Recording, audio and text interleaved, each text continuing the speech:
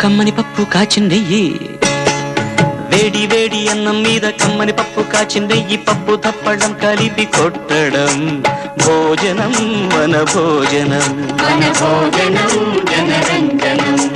తల్లి తోడు పిల్ల మేక తల్లి తోడు పిల్ల మేక ఆలు మగలు అత్త కోడలు బాసు బంటూ ఒకటేనంటూ కలవడం భోజనం మన భోజనం